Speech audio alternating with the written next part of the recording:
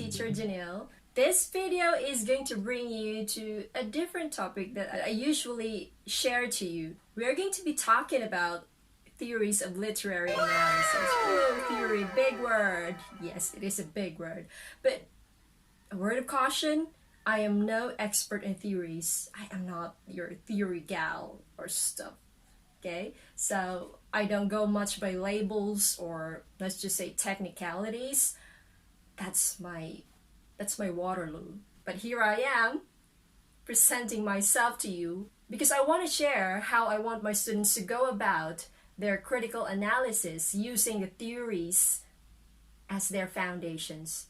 So we're going to do it one theory at a time. So for this video, we are going to be talking about the reader response theory. So one at a time to ease confusions.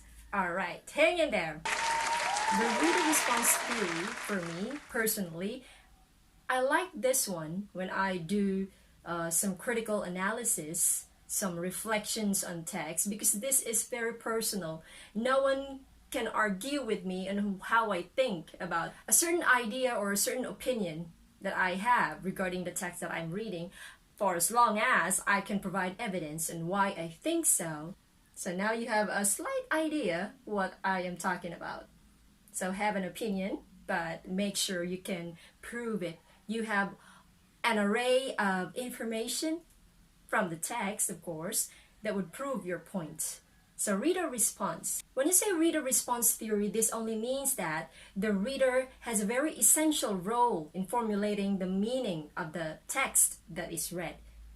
I've been talking about text. What do I mean by text? A text that is a piece of literature that you're reading. It could be a poem, it could be an essay, a story, an anecdote, a novel, perhaps.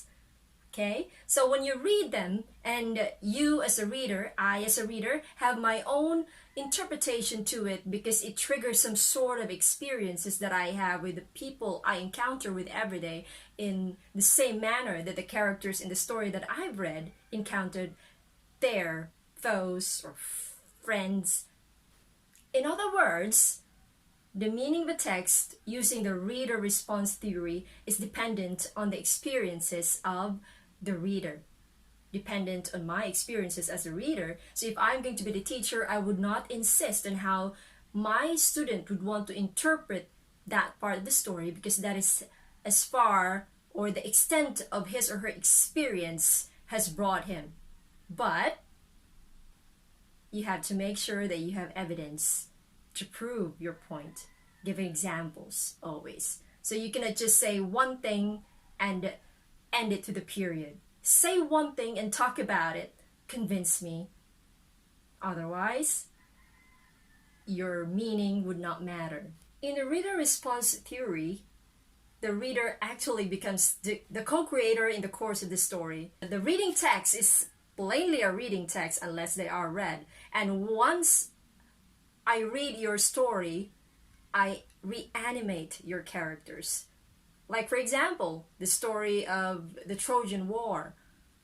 Achilles was animated because I relate to Achilles. Because I as a reader reanimated Achilles in how I pitied Achilles, or how I was disappointed in him when he was just sulking in his tent. So that is how a reader response theory works.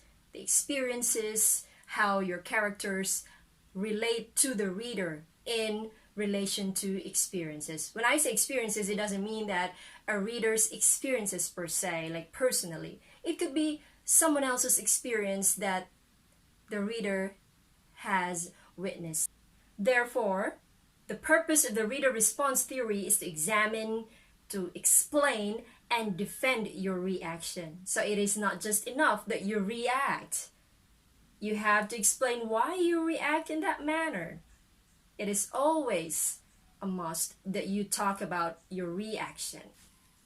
In doing a critical reading using the reader response theory, you are going to explain why you like or dislike the text, whether you agree or disagree with the author of the text, or you could also identify the purpose of the author or discuss the purpose of the author. When you criticize, there are two things that you need to consider. You criticize by form or by principle. By principle, I mean that you're going to talk about what is in the text. Is the text racist? Is it biased? Or does it contain misconceptions? You can also criticize the text by form. Is the text poorly written? Or is the text so emotional, overly emotional and childish? Does it contain information overload? Is that a bad thing? I think it is a bad thing when it says overload. Too much of everything is never good enough. Or are there too many typos in the text? Typos like error in encoding, stuff like that. Or are the ideas beating around the bush?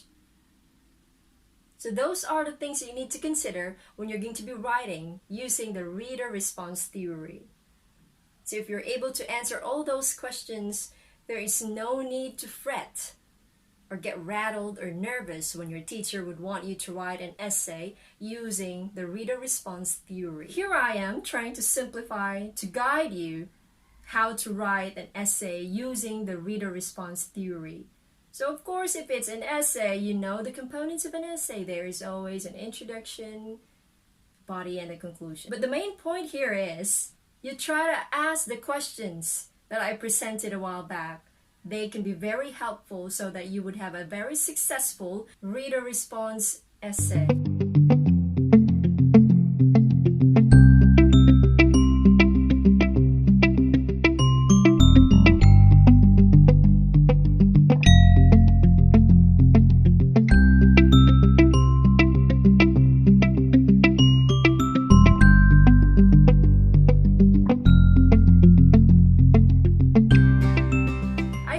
To look forward for my next videos on the rest of the theories of literary analysis.